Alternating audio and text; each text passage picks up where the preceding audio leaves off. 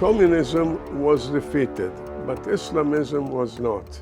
And we got 9/11. And from then on, Islamism rose up. I published an early warning talking about war in September, October. And the early warning, enough with this until October 7. The ideology of Kim Jong-un is no less than the Islamists. Now that he says that South Korea is an enemy, our experience should serve as a lesson for South Korea.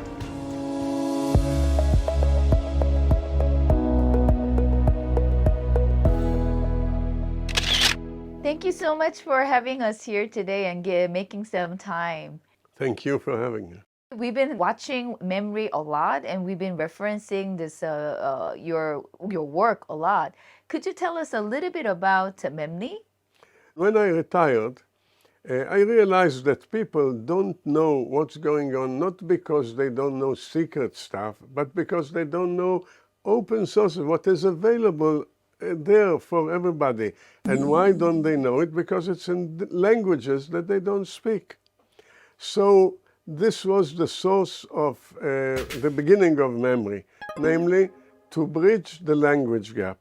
I gathered a group of linguists, experts, and we began translating from the media to know the present, from school books to know the future. Whatever is being taught now will emerge in the life of people in certain time, and the religious texts, in wherever religion plays a role in the life of the individual and the society, like the Arab world.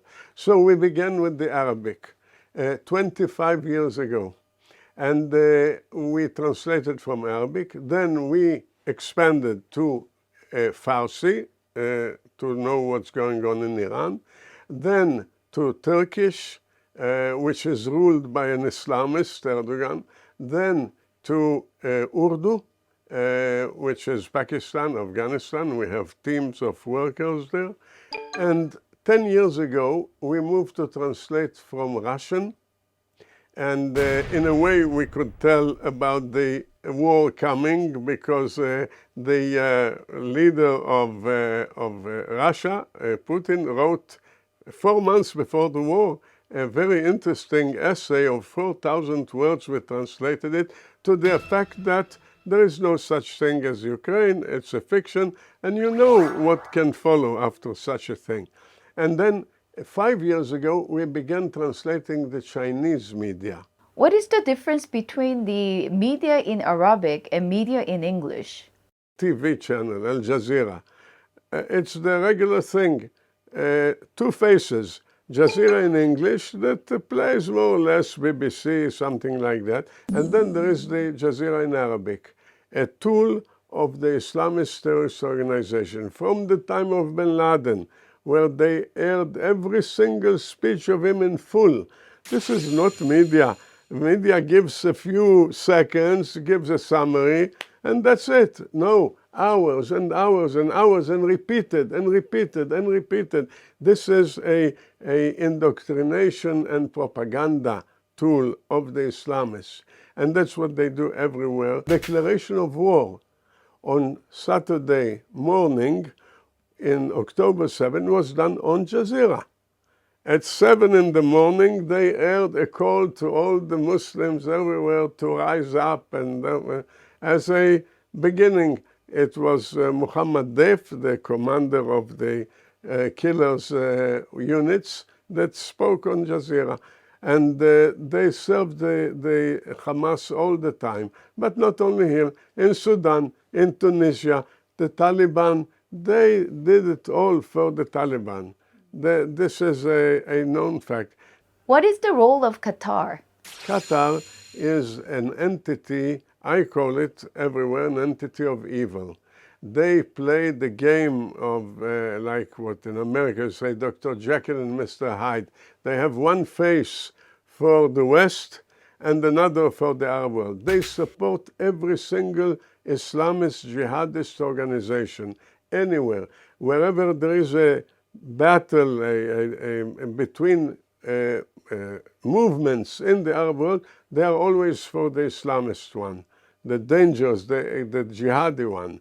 One mosque, big mosque of Abdul Wahab, the Wahhabism being the worst sect in Islam from the 18th century, which goes back in their ideas and religion to the 7th century Islam, which was the worst. It's Islam of jihad that conquered from Andalusia, Spain, all the way to China. This is the kind of Islam that they cherish. Qatar supported and hosted the perpetrator of 9/11. This whole story is in the book of Richard Clarke, and he gave it in an interview to paper. Richard Clarke was advisor on countering terrorism to 2 American presidents, and he wrote about it. There was a guy, Khalid Sheikh Muhammad, an Islamist who was in missions of jihad in Bosnia, and they brought him to Qatar. Who brought him? Abdullah bin Khalid, the Minister of Interior, also the same family, Al Thani. And from there, he tried to do with the sponsorship of Qatar, with the planes, with the money, with everything. He tried to kill the Pope in Manila. It didn't succeed. The bomb exploded in the hotel. He had to run away. They tried to down American planes over the Pacific, also didn't work. They succeeded with the American embassy in Mombasa. When he was in Qatar, working seemingly in the municipality, and the FBI came to arrest him, and they told the Emir, only the Emir, like confidential. Within hours, he disappeared. And this was in 96. And in 2001, he reappeared as the mastermind of 9/11. Do they have followed a similar line with Iran? Are they the same group of... No, they are Sunni and Iran is Shiite. However, they found a common denominator. There was a unipolar moment when the communist Soviet empire collapsed. And for 10 years, America was the one pole in the world. It lasted only 10 years. Communism was defeated, but Islamism was not. And we got 9/11. And from then on, Islamism rose up. Who identified this moment? Qatar and Iran. They realized that this is their hour. And they united to the same policy to create an Islamist pole. So there is American pole, there is Russian, there is Chinese, and there is the Islamist pole that they created together. And they collaborate, even though one is Sunni, one is Shiite.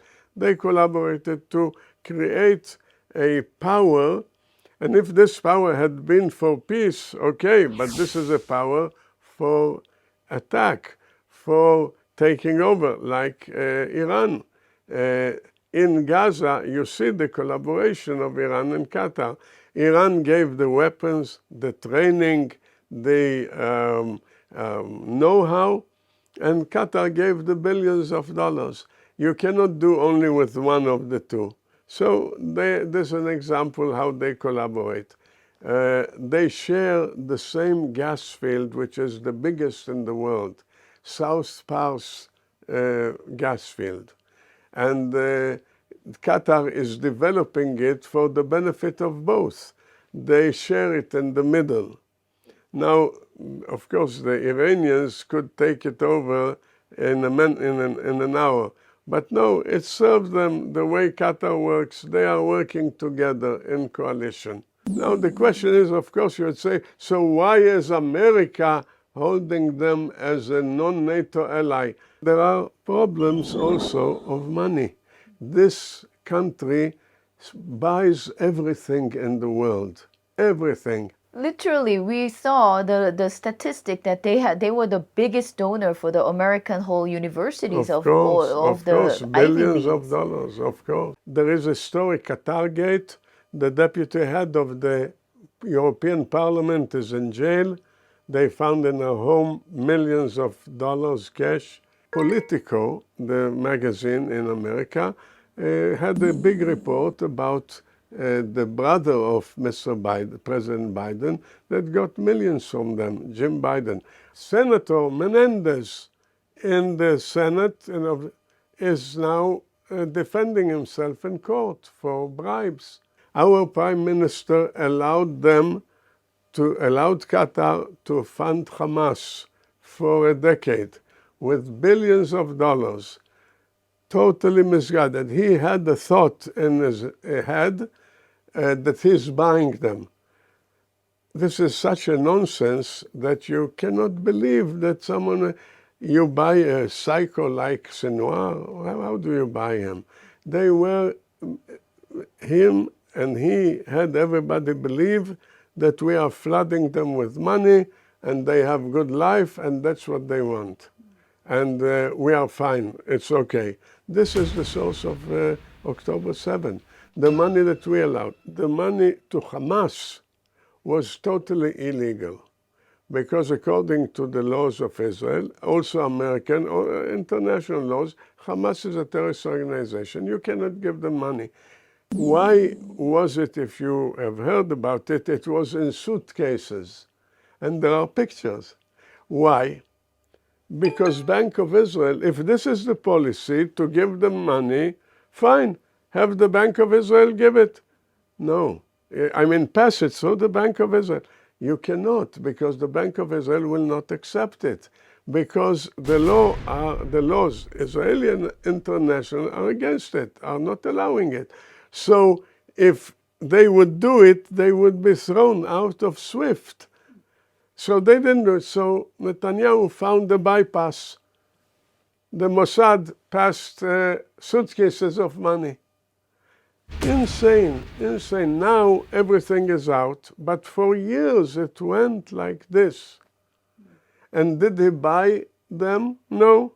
There were all the times rounds of battles. So not even for buying them was it of any worth. You don't change minds by money. You change them only when there is an ideological change. Money alone will do nothing except for raising their capabilities. This idea that economy in and of itself changes the minds of people was proven wrong in China, in Russia, everywhere. With Hamas, there was, at the time of Nixon and Kissinger, they opened to China. Clinton, they thought that once China is flooded with American money and economic change to capitalism, and communism will be destroyed, and people will endorse the Western values. None of this happened. China became capitalist, especially in the time of Deng Xiaoping, but they didn't change their values. And even if such an approach is applied with regard to North Korea, he will not change his values. He will be flooded with money, people will live, but they will be under the same ideology. Maybe they say, well, we'll not change the mind of Kim Jong-un, but the people live in a dictatorship. What can they do? And our experience should serve as a lesson for South Korea. What do you see as a similarity between the October 7th that happened and the concern that you have with North Korea? Let me tell you a story about myself. In 31st of August, I published an early warning talking about war in September, October. I was treated like before in a very bad way. Even my friends told me, enough with this. This is racism. Stop. To say that they want to kill us is racism. I suffered all my life, my career, because I showed in Memri what they are really saying, not in English, in Arabic. And people, we did school books, horrible school books. We have the school books of Qatar, horrible jihad, martyrdom, everything. And people told me, what nonsense are you dealing with?